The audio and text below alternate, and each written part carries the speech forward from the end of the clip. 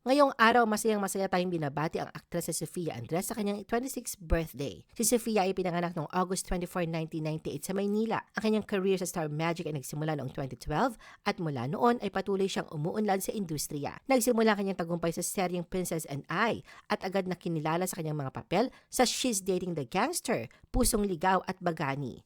Ang kanyang husay sa pagganap ay nakilala rin sa pamamagitan ng FAMAS Award, Box Office Entertainment Award at 2 PMPC Star Awards for movies. Si Sofia ay tinanghal na isa sa mga pinaka-stylish na Filipino personalities ng Tatler Asia. Siya rin ay inanyayahan bilang tagapagbigay ng parangal sa Web TV Asia Awards 2016 sa Seoul, South Korea.